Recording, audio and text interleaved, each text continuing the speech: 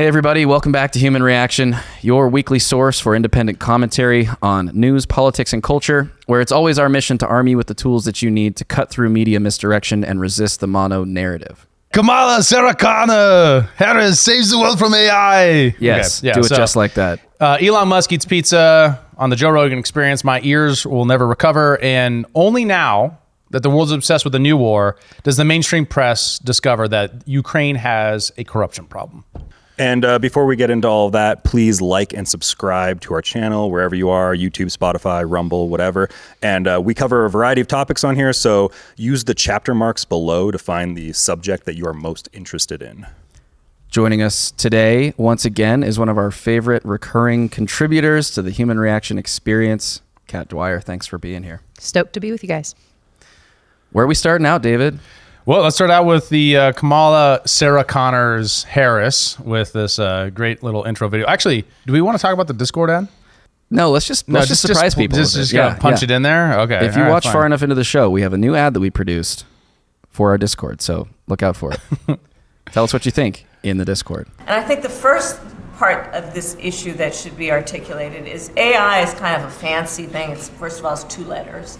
It means artificial intelligence. But it just kills me. Ultimately what it is it's about machine learning. And so the machine is taught. And part of the issue here is what information is going into the machine that will then determine, and we can predict then, if we think about what information is going in, what then will be produced in terms of decisions and opinions that may be made through that process. What? Seductive AI has no rules. What have you been watching? On the Human Reaction channel? This is I haven't been watching anything. Seductive AI has no rules. It will change your life or end it. Oh, wow. That's what the autoplay went to. Okay. Oh man, that next autoplay stole the show from Really Kamala did. Harris's cringy. Look, this is not off my algorithm, okay? This is on yours. I don't have YouTube Premium. This is Human Reaction. This is the Human Reaction channel. So none of us are really watching it. This is just what like none of us are using this channel. Yeah, but It's you're none of your logged in. fault. It's your login. None of our I blame fault. you. No, it's the Human Reaction. Guys, you're both single males. It's okay if you're into sexy robots. Yeah. You know? Wow. It's all right. Kyle would be the one to be into sexy robots, not me. Why? That's Why? not my brain. I'm a tech optimist. Joe's a little too crunchy for sex robots. Is that what you're saying? You're too good for it? Yes. Crunchy. That's an Crunchy. interesting adjective, but I'll take it. Let's So turn long as it's autoplay not off. associated with sex robots. Wow. Sorry, Mom. I'm sorry. Sorry, Mom. Blame them. All right. So the Biden administration has put out some new rules on AI. Do you want to bring it up, Kyle? And we can kind of, Yes. just scrolling through it kind of shows you what their priorities are just by the headlines. A lot of this does get into some things that are like relatively benign versus things that are like obvious power grabs by the White House. So first up is the new safety and security component of it. Basically what it is just saying there's the most powerful ones have to report to the government. I don't know what they're worried about.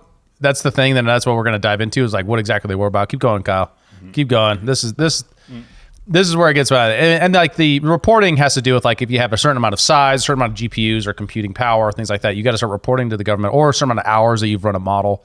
You got to start reporting certain things to the government. Keep going, Kyle. Establish advanced cybersecurity program, AI tools to find and fix vulnerabilities in critical software. Now this is part of like there are already lots of things that the government does to try to facilitate cybersecurity, and this is kind of adding to that, which is just bureaucratic stuff. The privacy connection is interesting, right? Because it isn't saying, to be clear, the government saying how much they're worried about AI abusing your privacy is the most hilarious thing. It's like arsonists going around like, I'm really worried about fires getting started, guys. You know, like, because the NSA is the biggest spy in the world. And you have to think the NSA is using AI tools, right? I mean, they probably have been for a long time. Of course they are. Yeah. I mean, in fact, if you keep going. Yeah. So, and then they get equity and civil rights. They're really worried about AI won't be woke. Keep going. Standing up for consumers and students. I don't know. Supporting workers. too. Yeah, supporting workers. Another one. Like they're going to do a study about how AI might affect the workplace. We'll talk about that in a little bit. Innovation and competition. I don't know what they're talking. They want more AI research while they clamp down on it simultaneously. Makes total sense. Yeah, right. They want open AI while they're increasing reporting requirements of it, which is just absurd on its face. But of course, a Democrat would think that. They talk out of both sides of their mouths here with the American leadership abroad. Yeah, do you guys got something on here? Want to talk about ensuring responsible and effective government use of AI? This is the best part. What's that sentence right there? It is, I can't hardly see it. It can expand agencies' capacity to regulate, govern, and distribute benefits. What? Yeah, the AI can be used to govern us better. Thanks. And there are some parts in here that's like that supposedly looks like a hard check on government use and abuse of AI. But that once again, that's like going to the arson and be like, how can I fireproof my house? You know, it's like the real question is especially with the AI equity thing or like the whole issue. If it is to ensure equity, how are you going to make sure that your algorithm comes out with the right woke response as being a priority, right? Once you inject that as the overall conversation, you're now killing off all the dynamism that could happen in the process. You're saying, oh, the algorithms have to have the right political opinions. Well, and I mean, wasn't that a problem because the algorithm, like the AI algorithms, were proving to be generally more conservative? Because I mean, they're being trained off of like the corpus of data available on the internet, and there's a lot of that as well. So they were sort of trending a different direction. I remember seeing something about that where they seem to be training to be more liberal. Right, Yeah. they're training them to be more liberal because naturally, as the AI just ingests all of the media on the internet, it was trending oppositely. Well, and there also becomes a thing here too of like OpenAI or anybody that's making these large language models, they're choosing what information gets to go in. So that they get to decide like, you know, are we going to use Twitter as an entire training model? Well, which accounts do you choose, right? So, whereas like they're not including 4chan in the training model, right? You know? Well, and isn't it possible for companies that own their data to restrict that from being used as training material?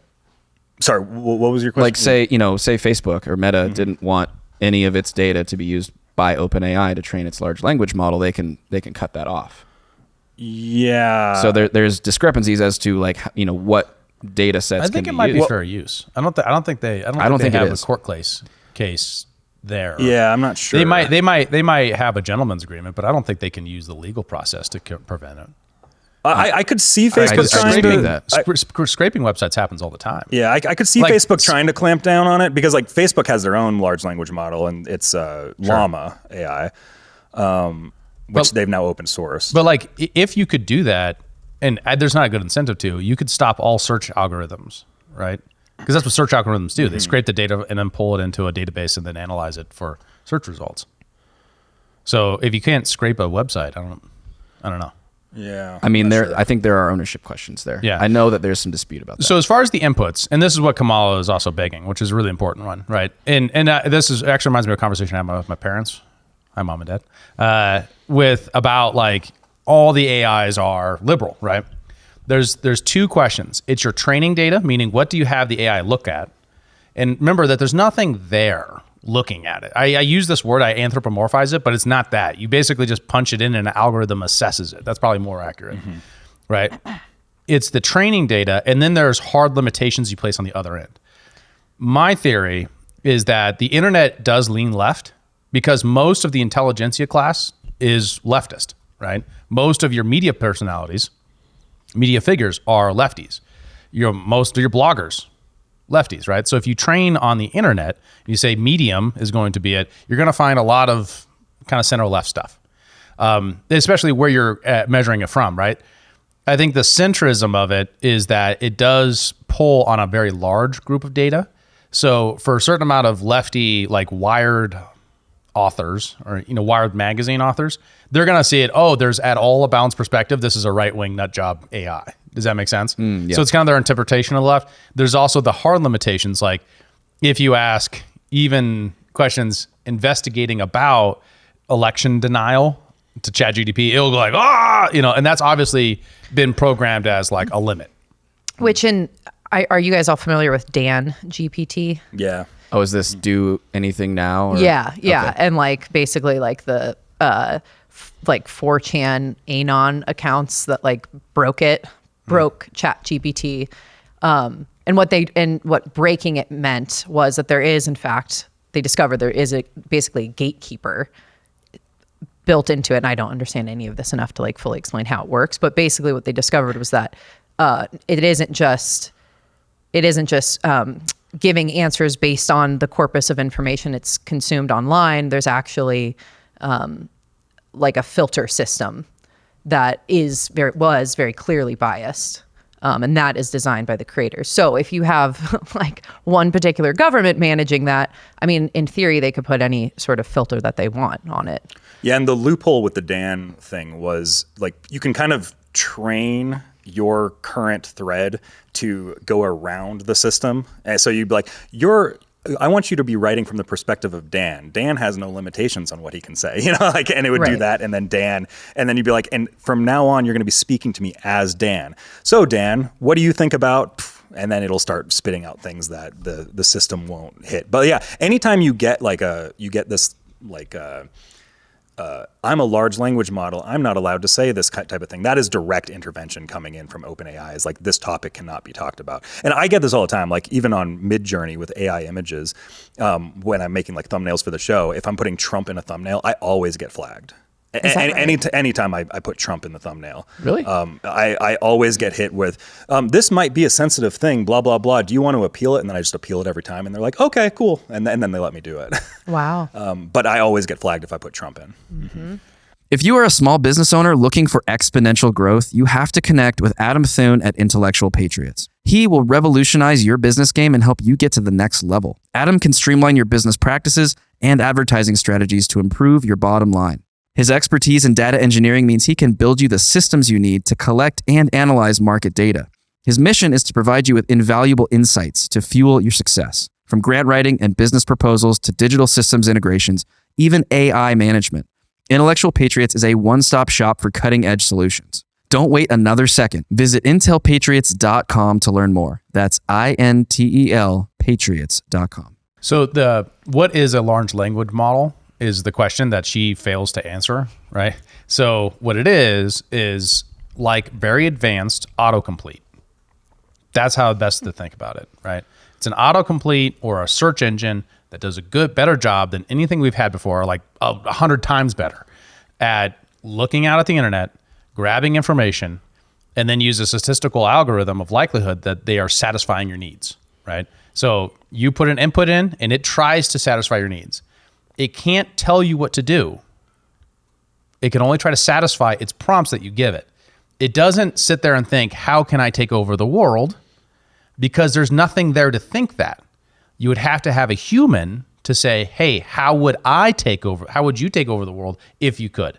And then there's nothing there for it to get out and grab, right? There's nothing for it to think and motivate. It's only what humans might use for it.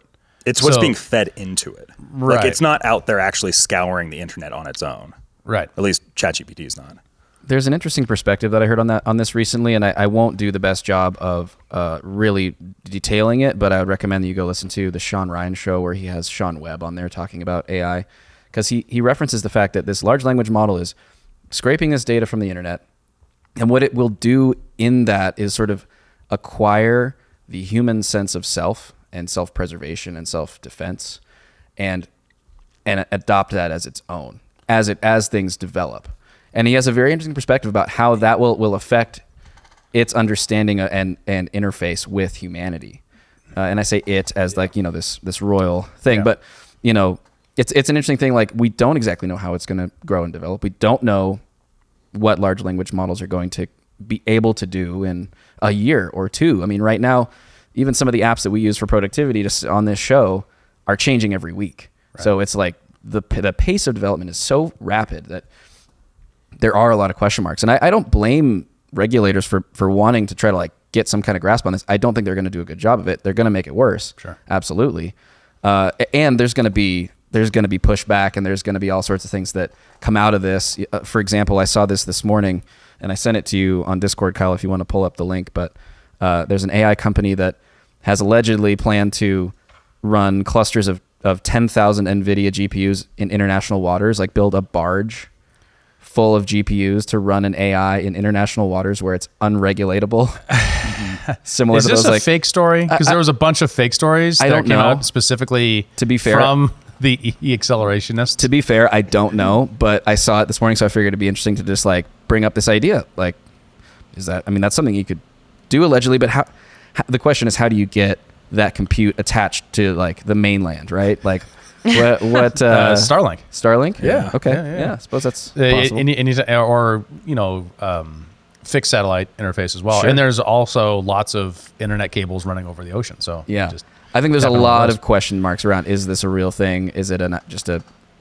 Is it fake news? Is it just a meme or whatever? I don't know. Yeah, But interesting. That's thought, funny. Thought experiment. Well, I mean, I wanted to get there too. Like the accelerationists are pushing back on this whole thing, and they're trying to make noise on this. But let's actually go back. Sure. The guy who said that it could get, because it's reading us and it could absorb our sense of self from reading us. I think what that does is it misunderstands intelligence and associates intelligence with consciousness. Just because you're smart doesn't know you are aware. Does that make sense? Yeah. Like awareness is different, right? The smartness of a rat as opposed to like a calculator, right? The rat is able to kind of see itself in space and pursue ends and means the same way like 2 + 2 = 4, but it isn't aware of itself in the same like sense that the calculator isn't aware while the mouse has something that's motivating it. Does that make sense? Yes, Like, but I think the problem doesn't rely on AI having consciousness. The problem is if AI adopts this self-defensive mentality that is inherently human, right? We all have self-preservation tendencies in us. If it adopts that and is targeted to solve a problem of like optimizing something for the world, right? It's going to see that humans external to it, right, are potentially a threat to its survival if humans are trying to control and curtail its abilities, and could use that sense of self-defense and self-preservation Yep. in order to But what combat that does is it misunderstands what it is, right? What it is a human solution machine, right? It's like saying the calculator will suddenly start calculating on its own, when that's not how calculators are programmed to do, right? The input doesn't give it the ability to break what it is. Does that make sense? Yeah. Like its fundamental nature of, don't get me wrong, it's possible that some other way to create AIs out there that we haven't discovered yet that could create that outcome. But I don't see how a large language model could do that, because what a large language model does is it's a long algorithm to produce a statistical likelihood that what you're asking it will satisfy a consumer demand. That's For sure. Well, Right. And what frustrates me about this is the claim that this could be a direction for it to go is not really at all scientific, right? It's not provable, right? It's always like the next horizon. That's when it might happen. And then it's justifying, and people are using that to justify things that could really help people, right? As far as like regulation stuff. Go ahead. Well, that just put me into like 3 different directions I could Oh. go there. The thing that I think Joe's kind of getting at, and what a lot of the AI extinctionists will often use as like a theoretical of what could happen, that goes into much more the intellectual versus the awareness thing, is the paperclip idea. Like there's this whole thought experiment of like, you have this machine that's designed to make a paperclip, and then it starts going through all these theoretical options of what's the best way it can calculate to make a paperclip, and what if one of those directions and the most efficient way for it to do it would be something like a human extinction event. And it goes through this whole, and it's entirely a Right. theoretical intellectual argument. Well, there was, however, I believe it was within the Navy. They were running like models, like war game models, and apparently using like an AI tool. And they were training the AI to like take out specific targets. And so it was told like, every time you see this target, you destroy it. And then they realized, well, we need to be able to tell it to stop if there's, it's not an opportune time to take out the target. But since it had been programmed solely for the destruction of these targets or solely for the production of the paperclip, it had this like narrow objective. And what they found when they ran this model is that it actually, it disobeyed the counter orders to like stand down, and it killed the pilot. Like not in real life, obviously in the model, it killed the pilot. Theoretical. So then they tried to rework it so that it also had an objective of not killing the pilot. And when they ran the same test again, it didn't kill the pilot, but it killed out the communication, it took out the communication tower so that the pilot couldn't try to stop it from taking out the target. That's exactly what I'm saying. So that's not necessarily consciousness, but that is the paperclip issue of like, how do you rein, if it becomes so powerful, how do you rein it in? And I also, I have mixed feelings about the whole thing because I don't want to be a Luddite, but I'm also like kind of terrified of it because I don't understand it. I think Sam Altman is one of many people who have talked about how developing this is a way to better understand human consciousness. And like that to me implies that like they anticipate it to develop that at some point, or maybe I'm misinterpreting it. It's also a way to hype his product. Sure, right? totally. Like it also Totally. it's like and also regulatory capture. And Elon Musk It's like- saying it needs like fear mongering is probably just to like hurt his competitor, right? Right. And So Speaking of his former business partner that took over the company from him, okay. he's now starting a new company to try to actually compete with. Speaking of, there's a big like, announcement that fair. they're making this afternoon on XAI. Perfect. But yeah, that is important to realize is the history there is Elon Musk did put in like a $500 million investment on the initial nonprofit that was OpenAI before it turned into a for-profit business and all this. Right. Was that the sex robot thing that we saw? No, that was ChatGPT. So one of the questions about this, and there's no doubt that if you put an AI in charge of missile weapons, it might not use them the way we want it to in the process of trying to train the AI to do the thing we want it to do, right? For example, when training Teslas to drive, it would do horrifying, terrible things, right? Like not be able to tell the difference between a kid and like a bag, right? Blowing across the road until we've trained it to do so. So like one of the things that bothers me is a lot of people use situations like that. And I'm not saying you're doing this, but they'll do that to say like, oh, this is why we need government regulation of AI. Is like, wait. The AI that is currently giving me better legal advice or giving me a better diagnosis for a medical condition than human doctors or lawyers is not the same as putting one in charge of the nuclear weapons stock. The government's the one doing that. Regulating the AI that will allow me to get access to better services isn't the same thing as the government, right? And that's what the Biden administration is doing, right? And they depend on the government's abuse of AI to justify the private sector regulation of it. So yes, we should not make it definitely illegal for AI to kill people. It's already illegal to kill people with a gun or an AI, right? Yeah. Right. So I know you're not saying this. The question is, will AI kill us all? And I will note that the government has been saying this about technology for a very long time. For example, we don't want to bring this up on the notes there, Kyle. The government has been threatening computing as a concern that's equivalent to a gun since the 1990s. In fact, when they came out with this, Apple ran an ad campaign about their computer because the government classified it as a weapon. For the first time in history, a personal computer has been classified as a weapon by the U.S. government. With the power to perform over 1 billion calculations per second, the Pentagon wants to ensure that the new Power Macintosh G4 does not fall into the wrong hands. That is As so for Pentium hilarious. PCs, well, they're harmless. Oh, burn. They also did this about PlayStation 2. PlayStation 2 was considered a weapon and regulated on the international market because it was capable of reworking it because of the processing power to do things like targeting systems for like missiles. Of course, you need a GPU, or like isn't the same thing as a global positioning software, right? Like you don't know where it is, but it's possible, right? So the government, of course, uses any excuse to reach out there and control stuff. And it's doing this right now with AI because people are so freaked out about Terminator that they don't realize that this is going to harm everyday people from getting access to new products and services that could make their life better. I think in the same way that the government wants to regulate and kind of strangle Bitcoin, it's the same motivation. Anything that would potentially empower individuals and undermine their like monopoly on force, then like it's a threat to them and it's a threat to their power. Absolutely. So they want to encryption in the 90s, all throughout the 90s, SSL website encryption was fought by the government. Because the government wanted to spy on which websites you were going to.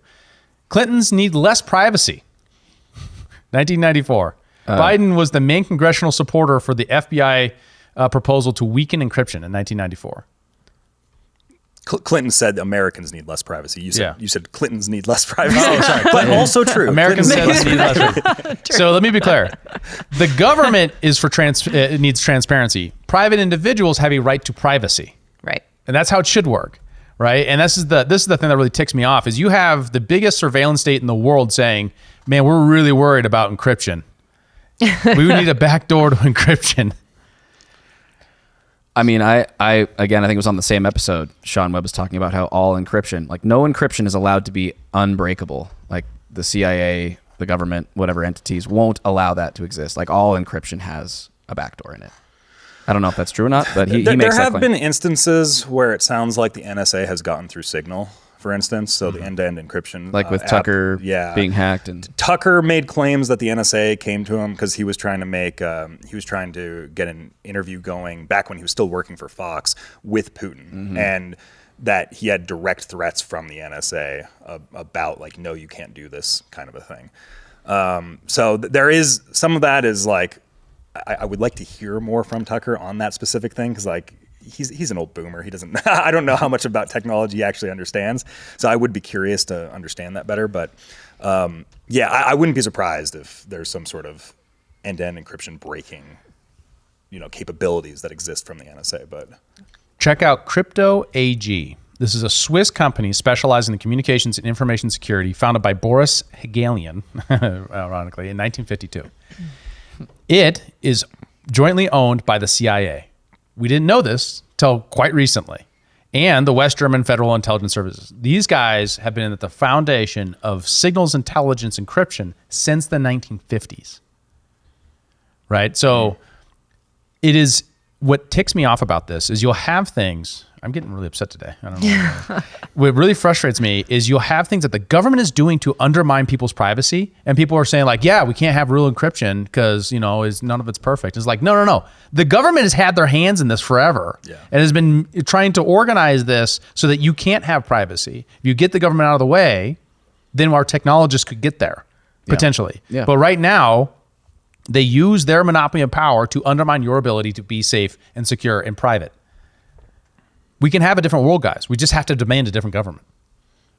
Sounds like a tall order, but I like where your head's at. Well, you got to believe. I do believe in a thing called love. So what about employment? We do have an actual econ major here. Why wouldn't AI produce unemployment, Kat?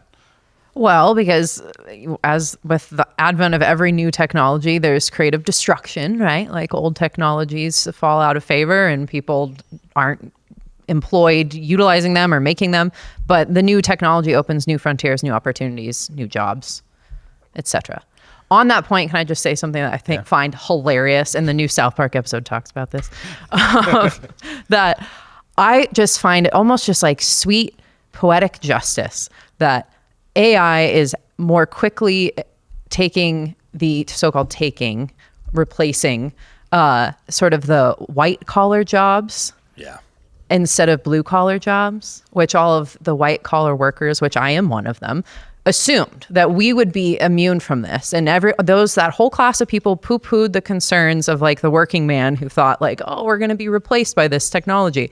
And it turns out that no, AI is really good at writing like marketing copy, but it can't like fix your sink, So like time to learn hard skills.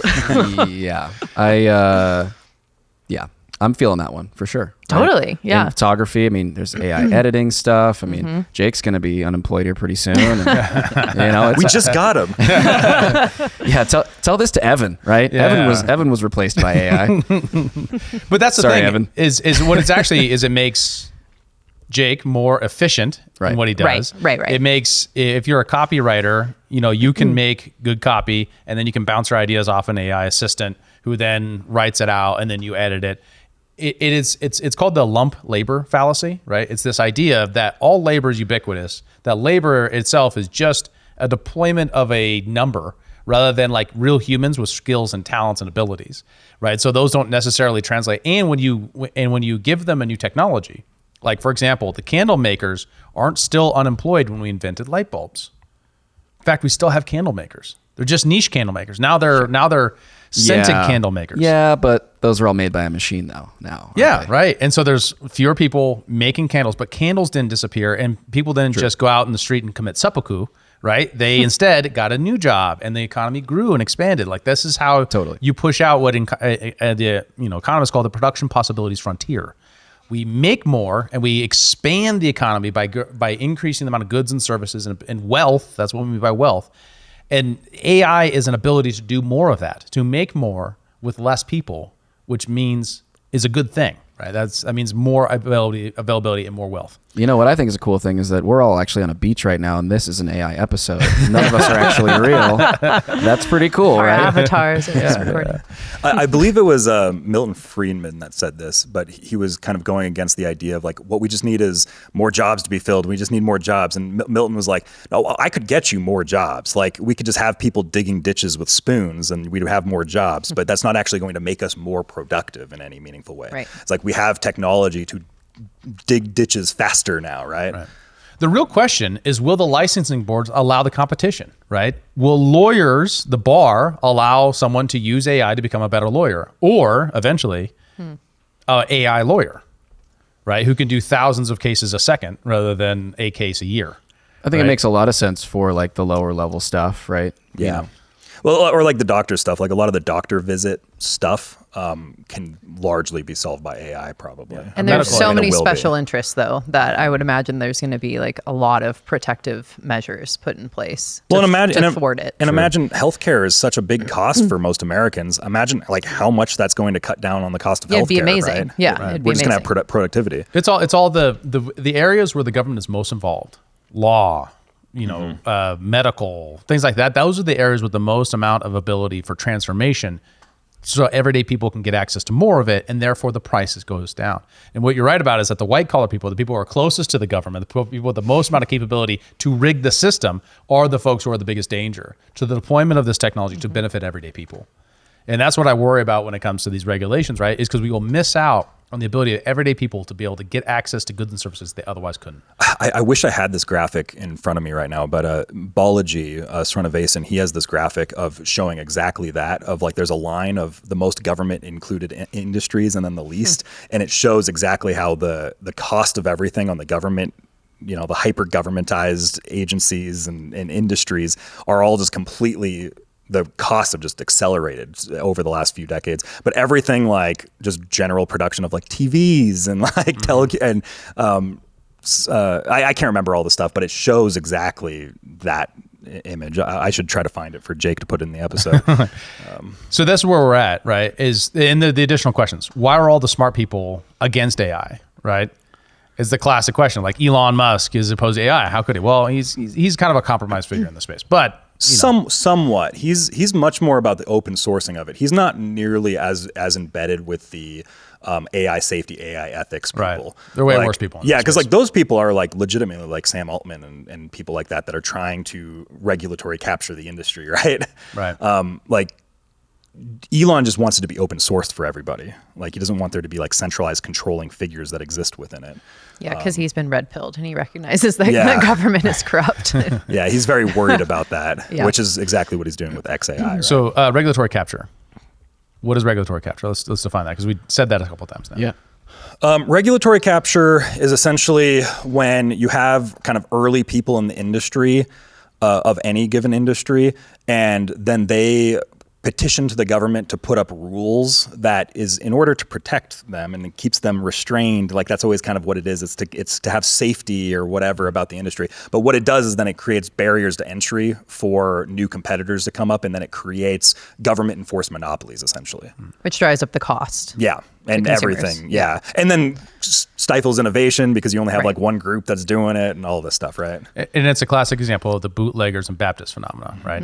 The bootlegger is the person who wants prohibition because it allows them to have monopoly. They don't have white market sector competition from Bud Light, right, or Budweiser. The Baptist is the person who wants prohibition because it's a moral good. Now, in this space, it is Sam Altman is the bootlegger, right? He's the first to the market. He's the guy who's there, who's saying we need to regulate this industry. And in social media, Mark Zuckerberg is the bootlegger, right? He has a social media company. Now he wants it regulated so that he can keep any new ones from competing with him. Additionally, that to make the choice between him and X less profound, right? And then the Baptists in the space are the people who are writing in the Times.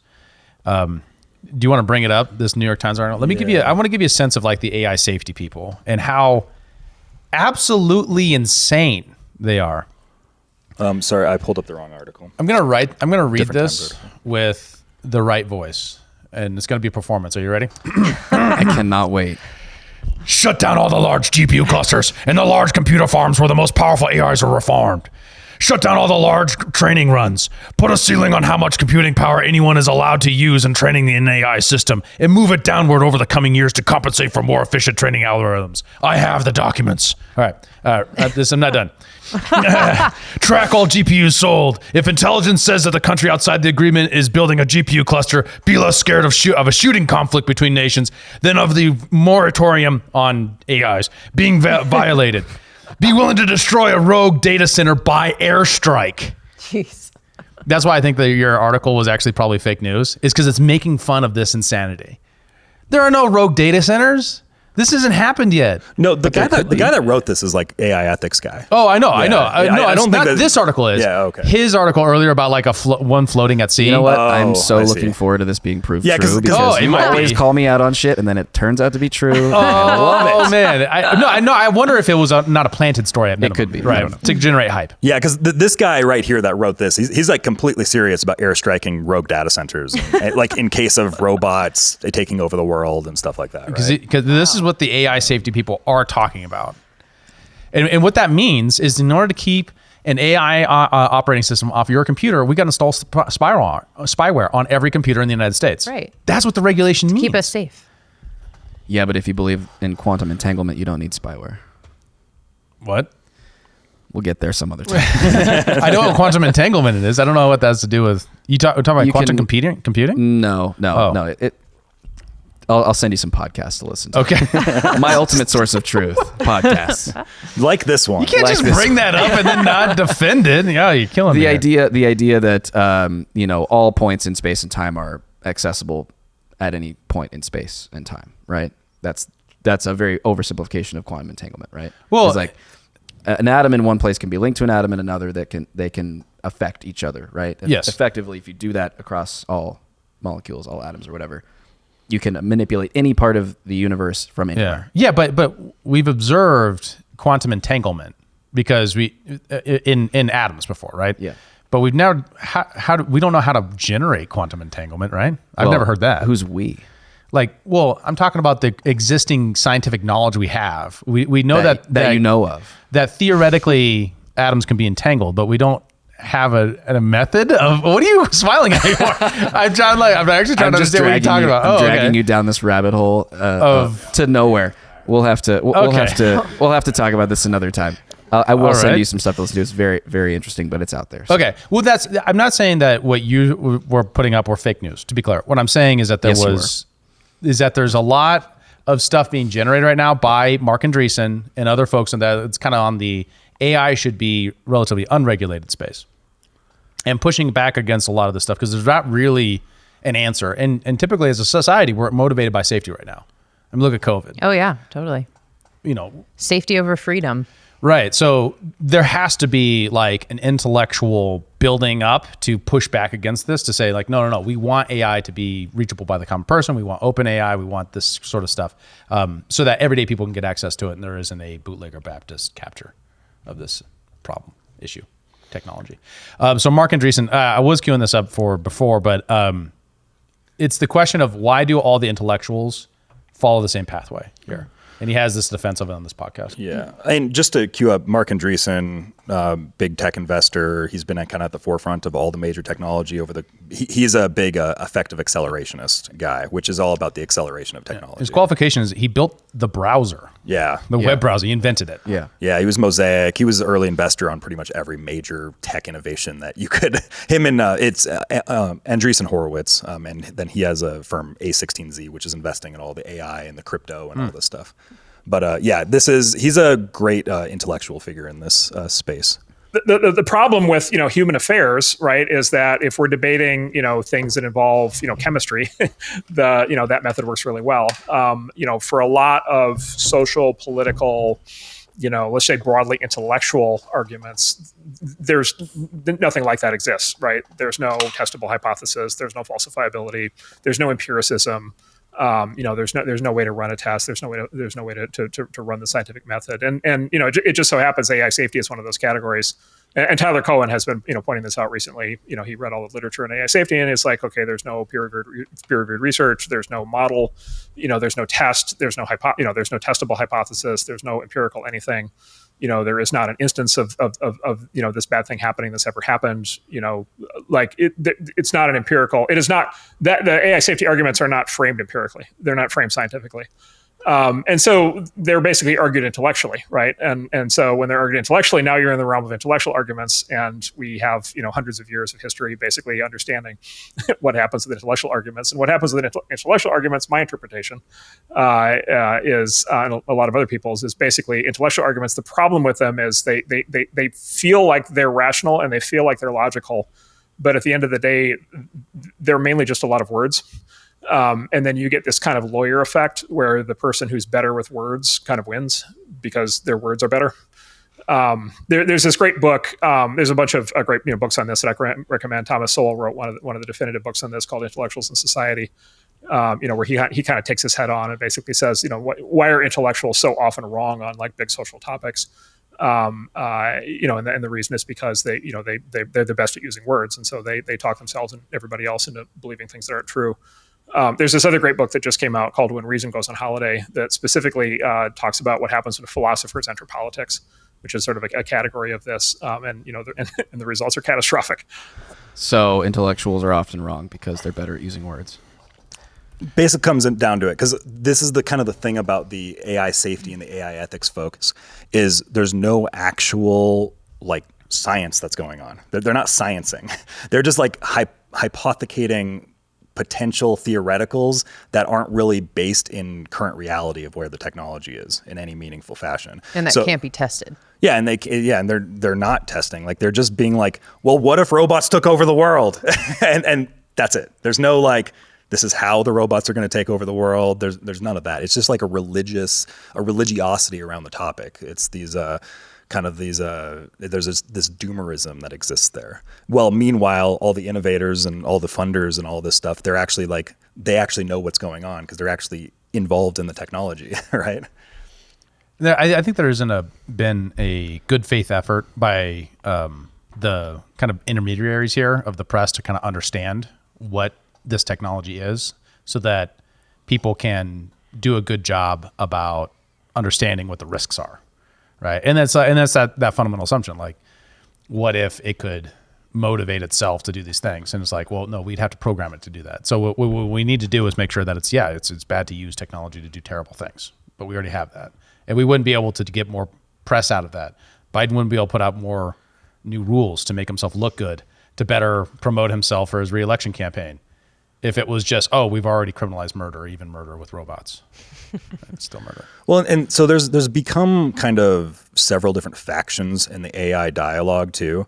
And Mark is somebody that would put himself in the effective accelerationist faction, which is basically like there's cults forming around this. This is what's happening, and they're all very cognizant of that there's these cults. But effective accelerationism is specifically meant to be kind of a nod and antagonistic towards the effective altruists, which is like Sam Bankman-Fried and Davos, and like it's very purposely been framed that way as a. But you end up having kind of the AI risk category, which is the AI safety, AI ethics people, they want the state to just stop general intelligence with AI. They just want the government to come in and crack down on it. Like the Times article. Yeah, right. like the Times article. Airstrikes. Then you have kind of there's the effective accelerationists. There's like the centralized folks and the decentralized folks. The centralized folks, they're fine with the AI just kind of as long as the government kind of helps monopolize it into central entities. And this would be the Sam Altman types. Because he's not necessarily like the AI risk, because he's obviously developing the technology, right? Then you have the kind of decentralized folks, which would be the Andreessens, or the Martin Shkreli's, or like those types of people, and they just want to proliferate everything. It's like this is like guns almost. Like everybody should have them for their own safety, because this is an arms race. And then you kind of have like the crypto folks that are kind of interweaving with them. This is kind of where the technology factions are sitting right now, right? I think the Second Amendment analogy is the right one, right? What you want is the right to access the new technology as it comes out, so that you can be on the forefront of, pushing it and leveraging it to be more productive and and get access to the things that you want, that you need, that make your life better, right? That's like, I don't know how to distinguish between that and a right to economic commerce and a right to the freedom to contract, right? It's the same thing.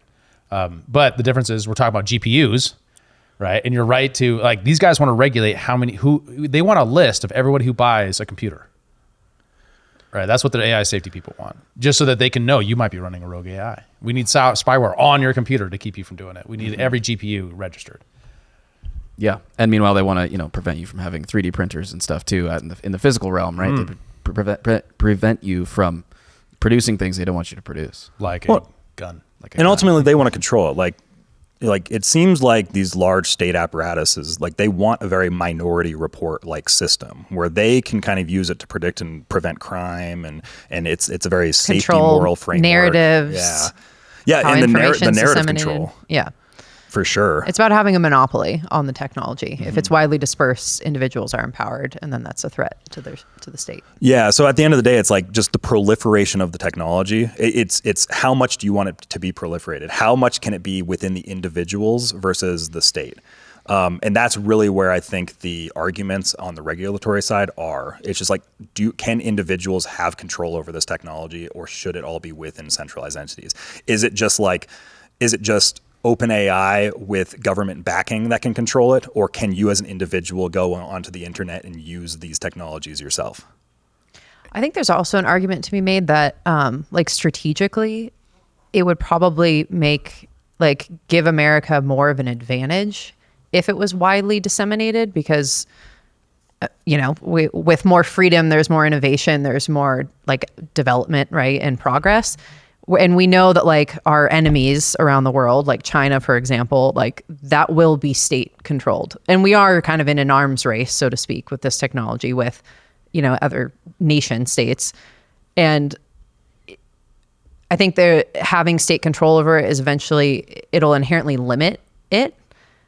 And so if we, in opposition to a state like China, it's more widely disseminated and we get more innovation through it, just through individual use of it, I would think ultimately in the long run that would put us at an advantage technologically over someone like China. Yeah, I would guess that China's going to have a mixed, they're going to have a state capitalist response, right? Anyone can start a new AI firm, right? But if you get large enough, you're going to have party members who regulate you and all that kind of stuff, right? I think that's a more accurate descriptor of the Chinese system.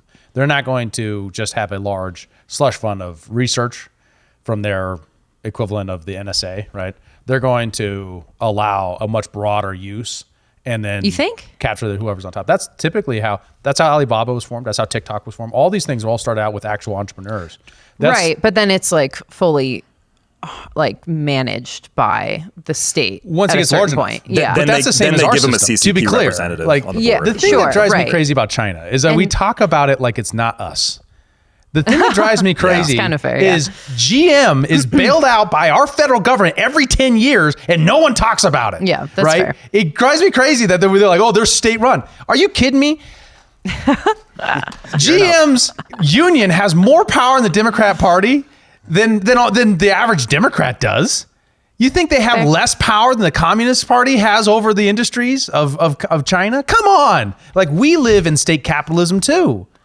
That's the problem. That's what makes me different than like the average like statist Republican type or conservative who's just like whatever the status quo is great. No. Since the progressive era, we've been state capitalist too. The Chinese were just communists, and rather than evolving, well, we evolved from freedom to state capitalism. They went from communism to state capitalism.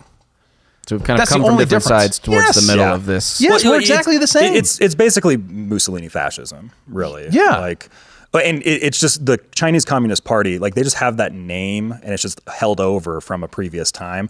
Like, they're just a fascist party. They're no longer communism failed in the 20th century. Like, communism's gone. The only communist state anymore is North Korea. Yeah. Well, in terms of their economics, for sure. But like Xi Jinping is like openly a fan of Mao and is like Yeah. becoming more isolationist and like they're asserting more control over industry than sure. it had been in the past. So Yeah, and they have their own factions, right? They have their liberals Yeah, in the for classical sure they sense, do. who want a more open society, who don't like Xi Jinping, and then they have their like the government needs to control everybody, people, and they're battling it out within the Well, politics of the Chinese Communist Party. and the ones who want more control are winning because there's Yes. I mean like almost every week there's a CCP official that disappears. in part because Xi of the Jinping's rally just around the taking flag. out. Yeah. In part because of the rally around the flag phenomena, right?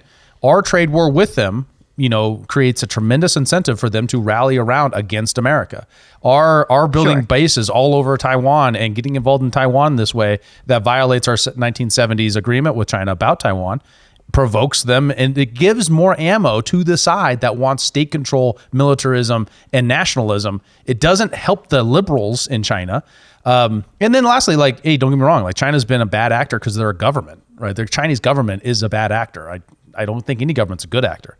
But the question I always have about that is we kind of see it like they are still the USSR when they're not, right? And so what's probably going to happen for AI, returning to that, is a broad permissiveness, because they're not worried about human rights, right? They're not worried about equity. They're not going to have these controls. That they're not going to be worried about safety. They're going to be broad, and then they're going to capture as it gets larger. But they do have concerns about like political narratives, and Sure. they manage that right, like very tightly on in terms of internet access there. So I would think in that way. Their They'll concerns control are just AI. different than ours. Like, Yeah. our concerns are like whether or not people are bullying trans people, and theirs are like like much Whether much you're questioning bigger. the state, yeah, totally. Yep. And they're just more overt about it. And that's what drives me crazy, right? Because you can't question. Can you question the election results from 2016? Yeah. Can you question the one from 2020? No. Right, fair enough. I mean, Totally. like we are our enemy. All right. So Hold on, I have a thought here. I think it might Yeah. tie us into the next topic. There's an interesting corollary, I think, between the people that want AI regulation and what Elon referred to kind of as like death cults on the Joe Rogan podcast, right? And an interesting thing, and just the last bit on the AI piece, there is a contingent of those folks that exist that cross over, right, on the Venn diagram. And what we've been talking about so far is that mostly from the perspective of people who don't want AI to destroy humanity. But there are people who want there to be less people on the planet and think that that's a thing that we need to do. So Yeah. what if, and this is another what if, of course, what if those people are actively leveraging AI to produce that outcome intentionally? Last thing I'll say on it. So, Yeah. And really, that I think that right there stems with Elon's arguments about AI. Is he's worried about the people at the helm of it, which is Right. the centralized nature of it Right, is what he's concerned about. what if the M4 was just invented, and the only people who had it was Sam Altman, and you're like, ugh, like that would freak you out, right? Yeah, Because I don't know who Sam Altman's going to give that to, Right. Since it's distributed, we're less worried about it as Americans, right? That's how we conceptualize the use of a weapon for good or evil, give it to everybody. A well-armed society is a polite society. Exactly. Yeah. AI would be the same question. I also think too that like, so we noted earlier that culturally Americans sadly today are valuing safety over freedom, right? And traditionally sort of our ilk would value freedom over safety. And I think that's just like, there's culturally like we've kind of lost that understanding that like with great freedom comes like the risk of danger, but the benefits of it outweigh that risk. And when you guys were talking about Bitcoin last week, I had this thought came up for me that like, even if Hamas was using Bitcoin to fund their terrorism, isn't that kind of like the trade-off and the risk that we're willing to take to have that level of financial freedom and independence? Mm-hmm. I don't know if that's necessarily like a problem in my mind. Well, and there and is the same with AI. There is a bootlegger and Baptist phenomenon that exists there, because that's often always the critique that gets made of like, oh, we have to imprison the founder of Tornado Cash because like this North Korean hacker group uses Tornado Cash, right? But it's like also all these other people use it, right? Right. Or there's criminal charges being laid out at Binance because Hamas used Binance for a $600 transaction. You know, it's like, Yeah. so like, Right. like that's what they get targeted for, right? You know, it becomes the same type of phenomenon. And the irony, they use it like that. And the irony is the biggest Ponzi scheme in the world are the ones saying crypto's a Ponzi scheme. Yeah. Right? The Right. government, the worst actor in money, is saying we don't want the competition from private money, and that's why we can't have Hamas having crypto. And it's like, don't get me wrong, I don't want to fund terror groups, but if the trade-off for that is giving every person on the planet access to money that doesn't lose their value every year, maybe that's worth it. Right. Mm-hmm. Well, and to be fair, a lot of crypto is filled with Ponzi schemes, but a lot of technology in general and investment and finance is also just filled with Ponzi schemes. Yeah. Like it's like criticizing Bitcoin versus criticizing Harry Potter Sonic Emu coin. You know, like it's very different, right? Wait, what's the trading on Harry Potter Sonic Emu coin? It's Obama Harry Potter Sonic Emu coin, and its ticker is Bitcoin. Oh my God. Right, something like that, you know. Like, but there's a lot of that type of stuff that exists, right? But that works well on the algorithm. Oh yeah, no, it does. It's up like 200% yesterday. Wow, not financial advice. Not financial advice. Why is Joe Rogan wearing a wig? Yeah, so is this Halloween? Leading into this was the Halloween episode, but leading into this. Elon Musk was on Rogan, and just kind of the precursor to this clip is he's explaining how a lot of the details around buying Twitter and how there was this very small niche ideology that exists within San Francisco that is happened to have control over this massive information weapon that is Twitter, right? And just kind of they're all nestled in the same region, which is all these cults around San Francisco, basically. But here is Elon Musk explaining how there is effectively a death cult. I don't think you're melodramatic at all. I think it's I mean, I don't want to be melodramatic, but it's almost like a death cult. It's a death cult. No, that is exactly right. It's essentially the extinctionists. Like it's in the limit. It is that they're propagating the extinction of humanity and civilization. And there's some people who are like most of the time it's implicit. They don't but sometimes it's explicit. Like there was a guy on the front page of the New York Times who literally has the thing called the extinctionist movement, and he was quoted on the front page of the New York Times as saying, "There are 8 billion people in the world, but it would be better if there were none." And I'm like, "Well, buddy, you can start with yourself." Yeah. Oh. Does he have friends? That's what always fascinates me. Well, here he is. That guy. He looks like he's not long for this earth. I mean, he's not Voluntary young. human extinction movement. That's hilarious. I'd like to party with that dude. I would just like to That's an explicit version of the death cult. Yeah, maybe the live long cult. and die out. It's not. Extinction is a word he uses. Yes. No, I mean, it's not it's literally a self-description. Do they cover him death glowingly? cult was in charge of social media. Yeah. And still largely is at Google and Facebook, by the way. Yeah. So I'm like, I'm not in favor of human extinction. They are, and they can go to hell. Well, that guy is. Agreed. And yeah. Wow. That's what the modern environmental movement has devolved into. Right. It's fundamentally anti-human. And it's the natural, like human extinction is the natural conclusion. Like that's the rational conclusion you would come to if you think that like humans are somehow separate from nature and that we're basically a plague on the earth, then I realized we should be gone. A rather interesting paradox about this the other day, that the logical conclusion in the climate alarmist mind is that the earth is going to superheat and it's going to kill off humans and everything, right? And then the solution to that is that we need less humans to create less carbon to not superheat the earth to kill off humans. So it's sort of like that's a good point. I mean, the outcome on both sides is no humans or less humans or whatever it is. So to me, it's like, well, why don't you just let it do its thing, right? That would eventually achieve the same end. Well, the irony there is that the larger the population, the more ability you have to solve the problems of the climate. Yeah. Right. So if you have a larger population, especially given, are you familiar with the Human Abundance Index? Yes, we've talked about it before. Like every human, has an output of greater than their input, their intake of resources. So the more you provide abundance, is 1.7. So everyone produces themselves and 0.7 more. That's why we're able to generate more wealth every generation, is because we produce for the next one and they produce for themselves eventually. So each person, as they are born and come into productivity, create the opportunity to solve problems, right? So such as, even if it's just you're an HVAC worker and you put AC into a new place and then less people die because you have AC now, right? Or you spread out more so you have less environmental impact on a small area, or you concentrate and you build up and you have less environmental impact in the nature's environment that you keep separate from humans. Each of those are all aspects of having more people to create more things so that you can make that choice.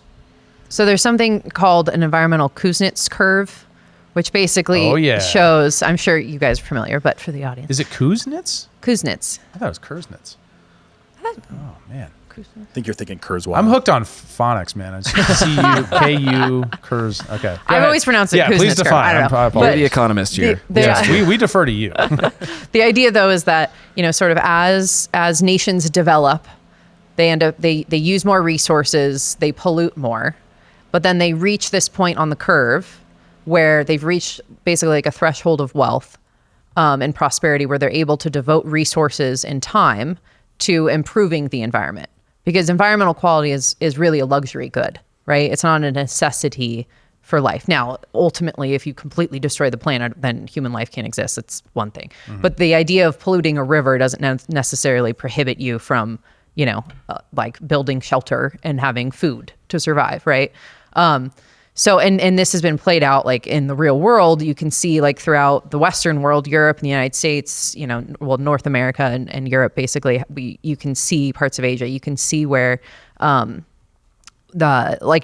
they've basically reached this threshold of wealth where forests are, forest landscapes are being reforested. There's a greening across Europe, right? We have innovated enough that we have technology to produce more food on less land. So now there's less arable farmland that can be, returned to wildlife habitat, et cetera.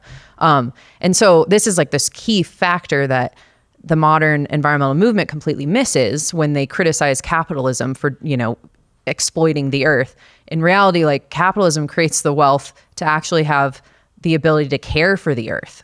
And you can see this playing out in like the Amazon, where the Amazon's being deforested by people by ranchers and farmers that are clearing land to raise food and cattle for their livelihood and to feed their communities. Like that's a fundamental need those people have. And then you have like rich NGOs from Europe telling them that you can't do that. Well, what is their other source of income? What are they going to do? And if we allowed these countries to develop fully and go down the same path that we all had the luxury to go down, they would eventually reach this threshold of wealth where they can reinvest in their environment. And I think the other fundamental flaw of the environmental left is that they view nature in this like super static way. And of course, nature's not static, it's dynamic and it's constantly changing. And we have this idea that we want to like freeze environmental, like, I don't even know, like we want to freeze carbon emissions at 1900 levels for, whatever subjective reason, right? And who's to say that that is somehow more optimal than, today's levels, right? Or levels from 20,000 years ago, or how about like during the medieval warm period when it was warmer than today? There's just, anyway, it's so subjective, and it's shallow. It makes sense when you understand that the goal is to reduce human impact, not to make human life better. Exactly. Right. If you see it as an original sin, it makes sense. If you see it as we need to have an environment so that humans can enjoy it, that's a different thing. One of the reasons why we're reforesting Europe is because we burnt it all. Right. To heat our homes and to cook our food. And one of the reasons why we don't have to use the same amount of farmland is because we invented GMOs. And now we don't have to have the same amount of landscape to produce the same amount of crop. We have more intensive crops on a smaller plot of land, so we can save more. And now if you cover all the land with solar panels, there's less forest land. Right. These are the trade-offs that are real, and these trade-offs are best navigated in a free society for sure. So taking this back to Twitter, the reason why the purchase of Twitter was such a big deal is because Elon makes the case in the podcast, which I don't recommend anyone listen to because he chews on pizza. Like, listen to the first 45 minutes, and then it gets kind of rough. Man. Oh man. But By the way, I I ordered us a pizza too. I just did. We will pause for pizza, sir. It was that the Twitter had this thing, and they were being run as an advocacy organization for this philosophy that we're trying to articulate, and why it's so wrong. And that was what was happening. And additionally, that we now know that Twitter was essentially an arm of the government. Elon makes that point, but Rand Paul was also grilling the FBI on this actually this week about the role that they had, including compensating Twitter for their time. Director A, did the FBI pay Twitter money to moderate content moderation? I'm not aware of us paying money to moderate content there or anywhere else. What was the $3 million for that the FBI gave that's been revealed in Twitter files, which has been characterized by those writing the Twitter files as payment for content moderation? Basically, they said Twitter, you guys were meeting with them all the time, and you had them taking down so many posts. They said, well, gosh, it's a lot of work. Why don't you pay us? And so you did. You paid them $3 million. Are you aware of the payment? Well, I'm not aware of that specific payment, but I can tell you that when it comes to payments, going back well over 4 decades, when we are required by federal law, when a company, like in this instance a provider, goes through expenses to produce information, we're required to reimburse them for those expenses. And so I think that a lot of the questions about payments revolve around exactly that. And you will repeat under oath that there was never any discussion of the FBI to take down constitutionally protected speech. You think it's all national security, child pornography, sex trafficking, no discussion of constitutionally protected speech, because this is all going to come out, and a lot of it's come out already in depositions, but you're saying there was never any discussion by any of your agents in any of these meetings of constitutionally protected speech being taken down? To my knowledge, our agents conducted themselves in compliance with the law throughout. That's a political answer. And then his mouth quivers very suspiciously. Right? He's like, To my knowledge. like he really wanted to say something else, but he just couldn't do it. He looked incredibly nervous to me that entire time. And the fact that I used to check his notes. He's like making sure he reads the answer. Yeah, correctly. exactly. Right, yeah. It's all well rehearsed. Checks my notes. I don't think so. I don't recall. To my knowledge. So what's our knowledge about Sam Bankman-Fried? Oh, you going on want to with jump him? right to that? Yeah, we've kicked that dead Okay, horse. so last week we talked about Sam Bankman-Fried and some of the stuff that was going on in that trial. It was going on for the past 2 weeks. As of last night, he has been found guilty on all charges. So something I would like to just remind people is I think it's a very important reminder that Sam here, he was the one that was operating the safe and regulated exchange that everyone was hyped up on, and he was like the only one talking to regulators. And he's like the only one that could get a phone call with Gary Gensler at the SEC. Like Gary won't talk to any of the other exchanges. And Sam is now the one that is charged with wire fraud and conspiracy to commit wire fraud against FTX customers, wire fraud and conspiracy to commit wire fraud against Alameda lenders, which was the like the trading arm that was operated by his girlfriend, Caroline Elson. Conspiracy to commit securities fraud against FTX investors, conspiracy to commit commodities fraud against FTX customers, and conspiracy to commit money laundering. And his sentencing is going to be happening March 28th, 2024, with a maximum imprisonment of 115 years. So he's probably somewhere between 30 and life. That's probably where he's going to be ending up here. Wild. I mean, I have to say, this is surprising to me, going back to when kind of the FTX fraud case really first broke. I did expect that his donations to politically influential people would buy him out of this. But it appears that maybe that was too transparent, and that had that happened, it would have been like just too obvious. And they weren't able to pull his ass out of the fire. Well, there is like a sense like the doomer crowd, right, in this space, the people who are so black-pilled on the political process and the judicial branch is just like, oh, there's no way he pays any price because, in my reading of history, people don't. You calling me a doomer? Well, I think you're being a bit of a pessimist about it, maybe, right? Maybe. I mean, in the sense that I was too, where I was like, this looks sketchy, especially when they dropped 2 charges right off the bat.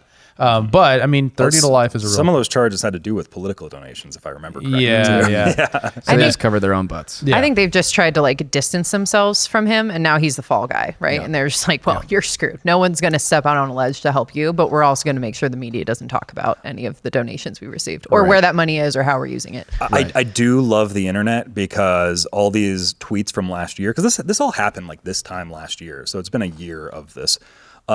All these tweets from kind of big political actors that were coming out in support of Sam when all this was happening have now been resurfacing over last night. And it's just you have Bill Ackman, who's the activist investor, and he's just call me crazy, but I think Sam was doing good. And so people are just retweeting those now and things like that. It does go to show you just how much of this is social network, not people making rational conclusions about investments, or not people just looking at project for its own worth. They're saying, oh, this guy gets me the right cocktail parties, that's why I'm going to recommend FTX. And additionally, this is a huge win for the market, right? Not to be too libertarian nerd about it, but this was the so-called good actor, Coinbase, which is the largest, and easiest way to buy most crypto with dollars, or even to exchange with a lot of crypto with their trading platform, or Binance, or these other ones that are longstanding in the crypto community. You got this guy who comes out of nowhere and all of a sudden is loved by everybody because he has the right connections to go into the mainstream. It's that guy that got taken down, not the people who've been in the movement for a very long time, working on developing cryptocurrency. Those folks aren't the ones who got in trouble here. And yet they're not going to get any credit from it. And the SEC isn't going to say oh, well, Coinbase, you're now going to be regulated fairly. They're going to continue persecuting them because what they want is the benefits of crypto without the, what it does to fight censorship and what it does to fight government. Brian Armstrong, CEO of Coinbase, has publicly said that Gary Gensler at the SEC has never sat down with a meeting with him, no matter how much they've tried. And they're the largest exchange in America. Yeah. I believe. Yeah, and also some people that don't get enough credit in the early days of all this too is because Sam really was the lobbying arm of the crypto industry. It was he was the only one that could get a seat at the table in Washington, it seemed like.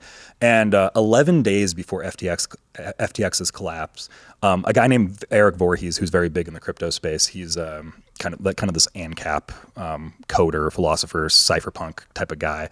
He was a lot of the early development on decentralized exchanges, which are direct competitors to people like Sam and centralized exchanges. He had a debate with Sam on the Bankless podcast 11 days before the collapse. And you have Sam being all fritzy and on his meds kind of a thing. And the debate was on the regulatory side of the crypto industry does not like your lobbying efforts. And these are all the problems that we're having with here. And Eric Voorhees just completely decimated Sam in this debate. And it really made a lot of people look at it and being oh, we're kind of sketched out by Sam. And this was 11 days before the collapse happened. So it does show internally within the industry here of how much Sam wasn't necessarily well liked within the industry itself. He was liked by everybody outside of the industry. It was everybody outside that was propping him up. The crypto natives did not like Sam. We thought that he was a negative aspect of the movement of the industry as a whole. So I'm completely glad all this has happened. I hope he gets life right here. I hate that little nerd. Tell us how you really feel. The IMF put out propaganda to explain to the plebs what inflation is. They didn't mention the money supply. I wonder why. The Biden administration bypassed 26 federal laws to build additional border wall in South Texas. Somehow they still managed to blame Republicans for this horribly racist act. A Pentagon official was charged by federal authorities with promoting and furthering an illegal dogfighting ring in Maryland. The Republican caucus did not appreciate the characterization. For all these stories and more, join the Discord. To let us know what we should cover in the next episode of Human Reaction. All right, so this has been a very nice podcast with not a lot of low points. Time to ruin it. Let's make sure we just dive right into the human tragedy of our foreign policy. If you've enjoyed this show so far, thanks for watching. We'll see you in the next one. If you want to hang out with us and go to World War III land, this is for you. We got laughs upcoming. We got one good joke. Wait for it. Yeah, just wait. Oh yeah. We do have a lighthearted way of dealing with this, right? But yeah, what's going on with Ukraine here? We got a bunch of Ukraine news in here. What's going on with this, guys? Yeah, so there's a story that Time released earlier this week that was pretty revelatory, and it's largely been kind of ignored. It kind of trended on Twitter briefly the day it was published, but with everything happening, all of our focus being on Israel and Palestine, this has largely been ignored. And I have a tweet in the show notes that I think would be worth pulling up because it kind of summarizes some of the key points. But I wanted to run through some of those. So basically, the interviewer spoke with a bunch of different Ukrainian officials and aides to Zelensky and kind of got the inside scoop on morale around the war effort, the status of the war effort, corruption within the government. So here are some of the highlights. A top Ukrainian presidential advisor warned that, quote, people are stealing like there's no tomorrow. 59% of Americans don't want Congress to provide more weapons to Kyiv, which is up from 35% in June. So support is falling. The Ukrainians are acutely aware of that and are sort of panicking about it. Ukraine has a pretty dramatic shortage of soldiers. And it's far more dire than people realize. The average age of a Ukrainian soldier is 43 years old right now. So they're like desperately, honestly, it sounds like forcing elderly people, like men in their like 50s and early 60s to fight. And literally there's stories of draft officers pulling people off of buses and like pulling them out of public and sending them to the front lines. Zelensky's close advisor warned that, quote, he deludes himself. We're out of options. We're not winning, but try telling him that. And then also another sad thing that, Ukraine has refused since the beginning to release like official casualty counts. But according to like third party estimates, like from the UN and the US, they think that it's well over 100,000 people at this point. And they were saying that like, I don't know, 5 months ago. So it could be significantly higher than 100,000. And so I think for the folks at this table, this isn't surprising. But for much of the public, it is. And the story goes into it that, and it was obvious that like the Biden administration has been trying to downplay Ukrainian corruption for since the beginning of this.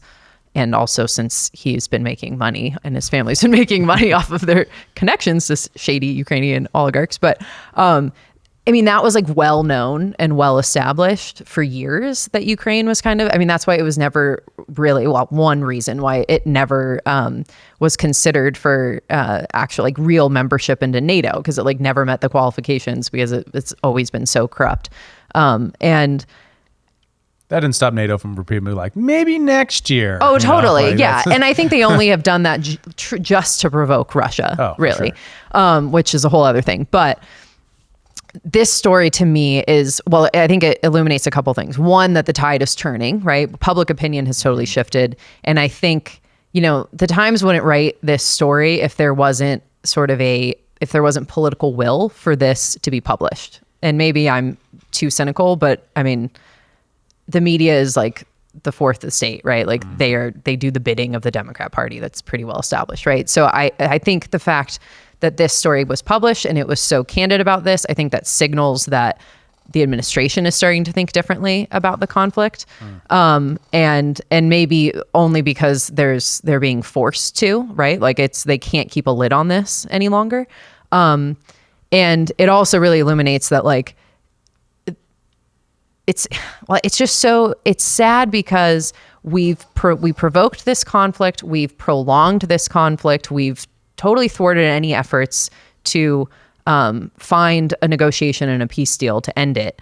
And we are ultimately going to end up at that place. Ukraine is not going to have a total victory, and it's not going to end that way. It wasn't on the table for a year, right? Like Right. That's always been absurd. Totally. Standard. But it was obviously everyone got the joke because it was about inspiring the troops when everyone knew it wasn't a possible goal. Right. Right. So then it could justify more spending and all the money made off that spending and the corruption on both sides. And right? this has been the realist perspective too, is that eventually we're going to have to come to some sort of a peace deal where some of the region gets given over to Russia or whatever. Right. And it's always been like, we either do the peace deal now or we wait until tons of people are dead. We've ruined a generation. And we do the peace deal then. Exactly. Right? Yeah. And that's what's so sick about it is that, I mean, we've killed hundreds of thousands of like young Ukrainian men and decimated a generation and completely impoverished that nation, which of course, the IMF is going to have to step in and figure out how to rebuild it. And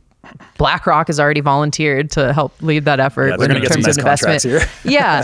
But it's just it's so shameful and cynical that we were, just for geopolitical reasons, we were willing to expend that many lives. Well, additionally, I mean, the geopolitical goal from the neocons was to, and the Republicans that have tried to defend the war has been to degrade the Russian military. Did we degrade the Russian military sufficiently enough to make it worthwhile? And how many graves were we willing to stand on of Ukrainian bodies to do so? That's the gross part that's so wild, right? And meanwhile, a certain group of people who all happen to live within a couple miles of Washington, D.C. got enormously rich by having their weapons and products and things purchased and sent over there. Totally. Well, it's similar to the Mark Andreessen thing with the AI stuff, is like there's been a lot of intellectuals and philosophers and like intellectualizing the arguments, but the empirical data is just that there's hundreds of thousands of people that are dying, and it's not, and Ukraine is not winning. Like we've been sold this lie for a year and a half now of Ukraine's got this. They're going to beat the big Russian, military, and they're the underdogs in this story, and they're winning this. And we've had to deal with that narrative for a year and a half now. It was pretty shocking too. Like if you look back at like coverage from even just like 6 months ago, how stark the difference was between what like mainstream US media was saying and what the reality on the ground was. I mean, it almost was like comical. Like if you tuned into, I don't know, Fox or something, or MSNBC, you'd have this sense that like Ukraine's this plucky underdog that's about to win any second. And then if you tune into like less popular, but like kind of nitty gritty sources looking at this stuff, like military sources, it was very clear that they weren't winning. I mean, it was almost like a complete 180 of what we were being told. And same on the corruption front. And I think there's also a point to be made here too about like the elites running Ukraine and in the government there.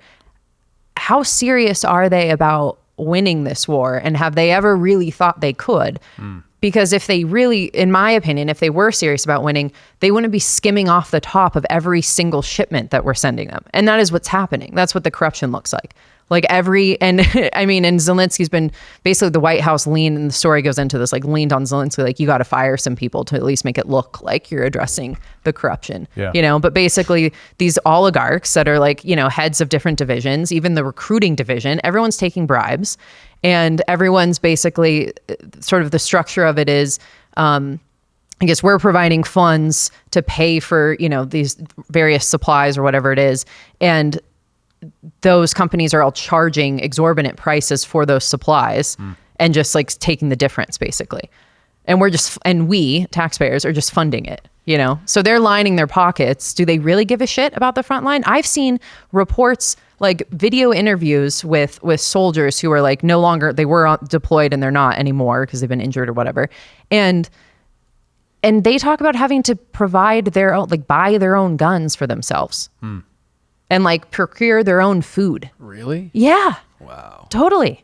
And morale is like complete, it's totally decimated. And like basically anyone who has means can buy their way out of going to the front lines. So now it's just like the poor masses that are being sent, which I guess is everywhere. But anyway, it's pretty gross. Yeah. And the motivations, I think, through and through for the vast majority of the elites that have dragged us and them into this war, it was just about making money. And where's the accountability? And when is that going to happen? Yeah, It didn't happen after the Iraq War. All the same people who said how great Iraq was going to be for security of the globe, Benjamin Netanyahu, or what was the guy with the mustache that was on Fox News like every day for Michael Bolton paid no price. Never forget No, that not mustache. Michael Bolton. That's the artist. Michael Bolton. God damn you, Michael right. Bolton. I'm so sorry, Michael Bolton. I never meant to do that. John Bolton. Yeah, Mr. Mustache himself, John Bolton. John Bolton. That's Wow. Quite the That's cinephile. hilarious. Michael Bolton. Yeah. Anyway. Wow, that's so funny. That makes me think of Office Space when they're like, "Oh, you must really be a fan of Michael Bolton." Yes. Guys, We same name. need you to pull up a picture of Michael Bolton, cut it over.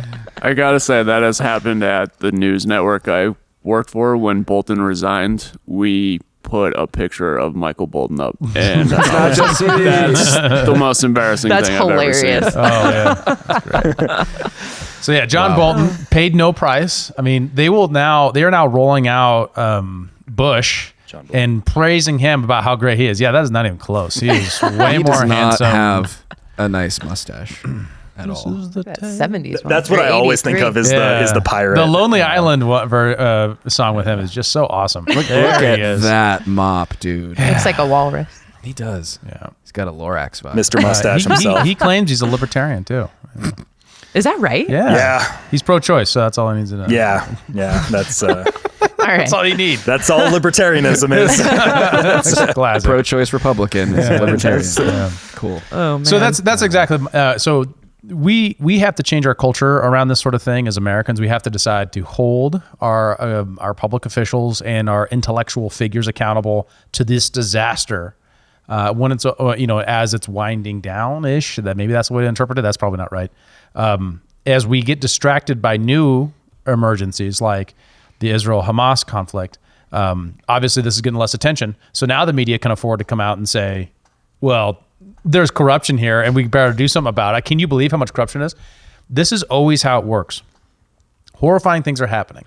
Someone comes out and says, there's a horrifying bad thing to happen, and everyone piles on them because the current culture cult is saying, hey, you can't do that. Like you're ruining the vibe, bro. You're a Russian sympathizer. Exactly. And I want you to think if we had listened to those people a year ago, how many lives might have been saved for exactly the same outcome?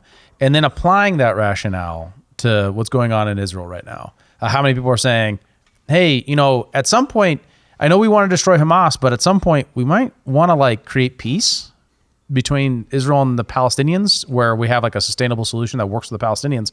And that might require working with the people we don't like, right? Because it wasn't too long ago we were saying, we can't ever work with Putin. He's a terrorist. He's the next Hitler. As soon as you say he's Hitler, you can't work with him, right? Right. And, it's not a popular thing to say, but it's very possible that you might have to work with really gross, ugly, bad people in order to get peace in a situation where the situation is so devolved that the only people to work alongside, and your partner to peace is a bad guy. We also do that all the time. So that argument is just bullshit, it's and flatly, obviously it's bullshit.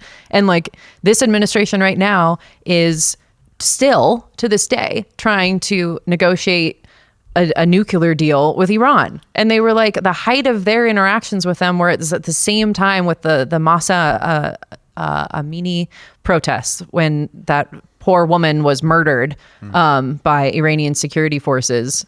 And I mean, the whole, the country was really uprising, like trying to push for change, and we're like legitimizing the regime that is like killing women in the streets of Iran.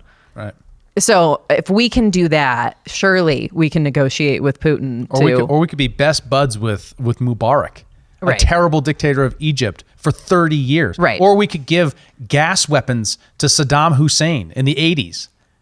You know, like we do this stuff all the time, but all of a sudden there's no partner for peace because, well, guess what? There's a faction of the American foreign policy elite, as well as in Israel, that does not want peace.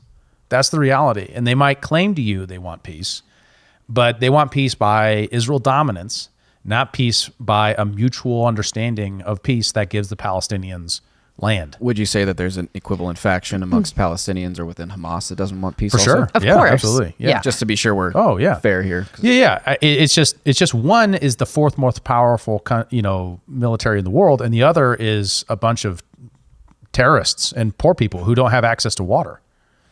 Right. Yeah. One, in part because Hamas prevents them from having access, and in part to because all of we these bomb them resources. regularly and Sure, don't allow totally. the importation of the goods that would allow them to rebuild their water salination plants. Sure. Right? So if don't get me wrong, yeah, absolutely. I mean, like Hamas though is like fed and has, actually like billions in resources for weaponry and I had a clip, but we don't necessarily have to share because this is like a rabbit hole. But one of, oh God, I should know his name, but one of the leaders of Hamas, who's in Qatar, was being interviewed, I think in like Jordanian television, and said that like, it's not our responsibility to take care of the people in Gaza. That's the international community's responsibility because they are refugees. Our only responsibility is to take care of Hamas and like our fighters because we're waging a war. He like explicitly says that. Wow. Yeah. Well, and they've been justifying it. Like when they first cut off water and power and things like this to Gaza, they said, we don't want to provide this to our enemies. Not differentiating between Hamas and the Palestinians who live in Gaza. Yeah. And it's important to keep in mind, they're refugees. They're refugees from the Nakba. Who did the Nakba?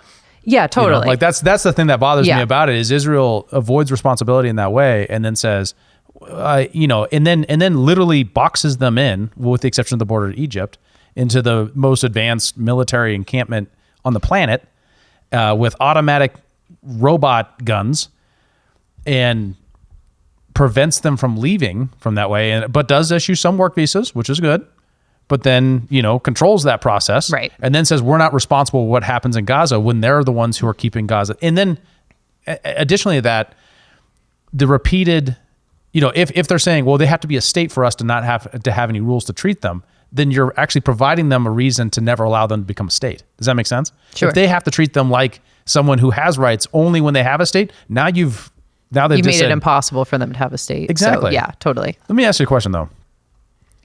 Does the more powerful partner have a greater responsibility to generate peace than the less powerful partner? That's the underlying philosophical question that when people are trying to give final blame often fall back to.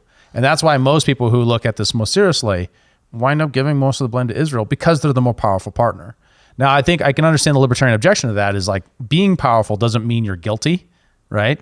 But in a conflict, who is more responsible for generating the instant of peace? Well, as the more powerful, sort of power, that's not the right way to describe that, but as, they have more of a, the ability to actually like sue for peace than the underdog would, right?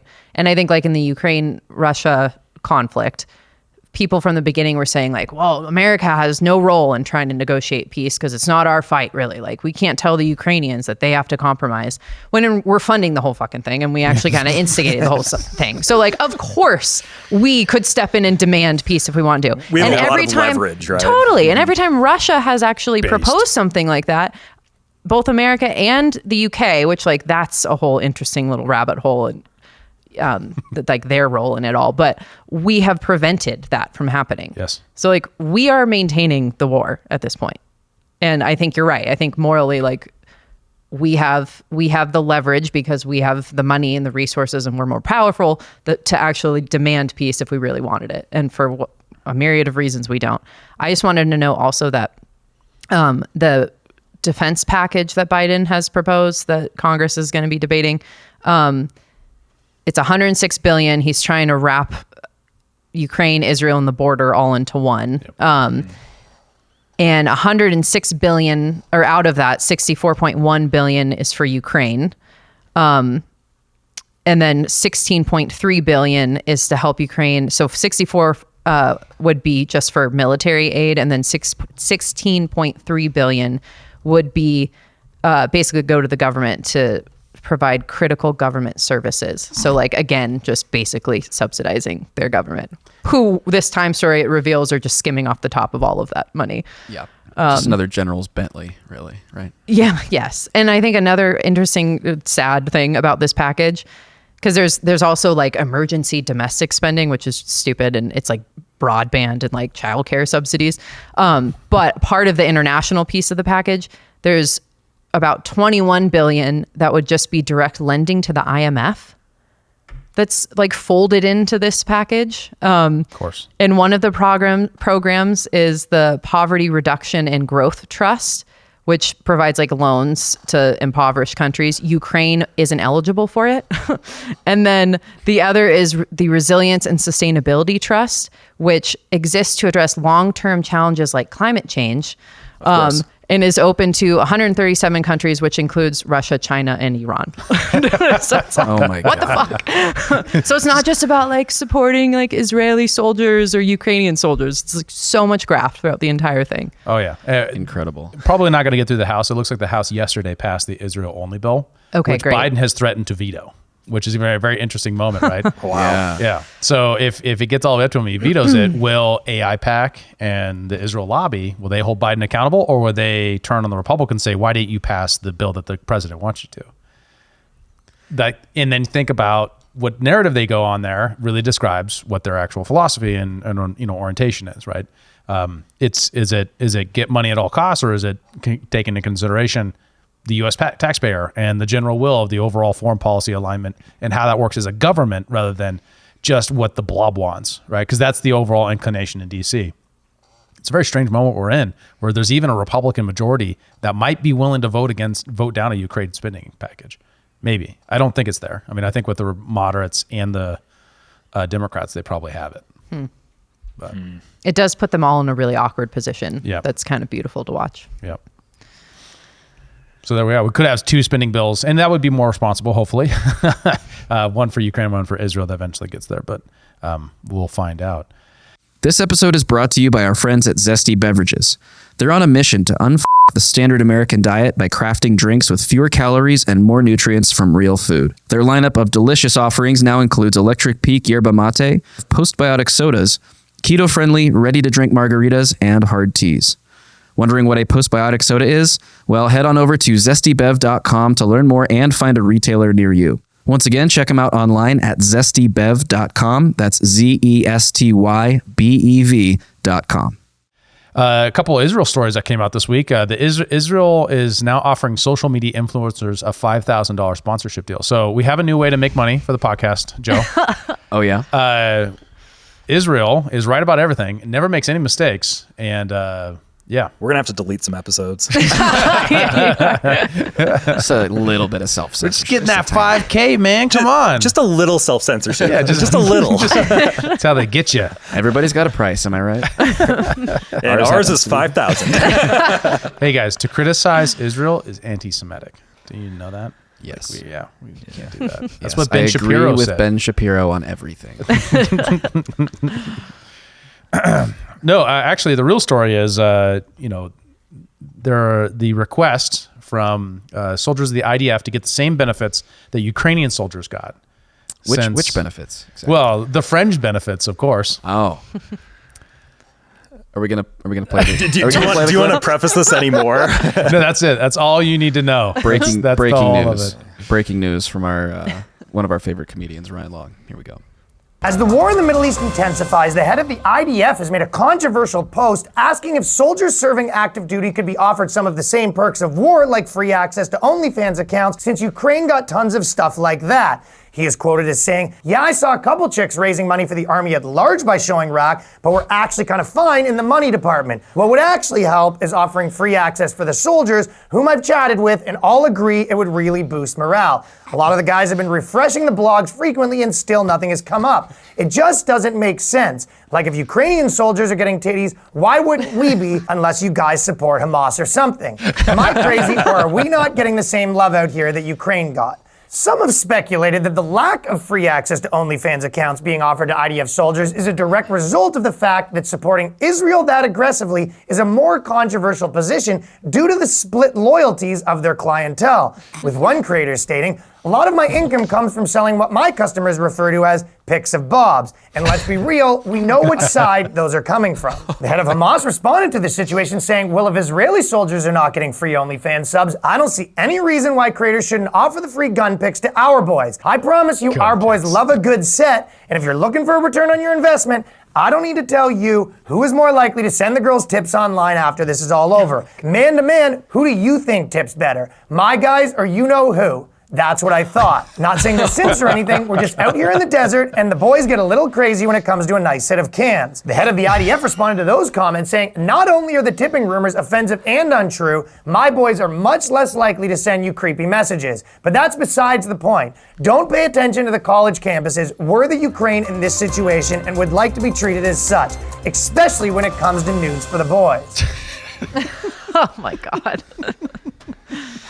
It just demonstrates how crazy the cult moment was not too long ago, where it was like Ukraine was everything. Ukraine was so important. Everybody had to do something to Ukraine. McDonald's, it had to like make sure Ukraine got like special deals on fries, and Saks was like, "Hey, if you're a Ukrainian soldier, here's a free suit." Or this insane moment we were in where it was like OnlyFans models would get attention. It was like, "Oh yeah, and I'll give you a free subscription," to virtue signal that, and that's the crazy moment we're at right now, where we were so mono-narratived in that.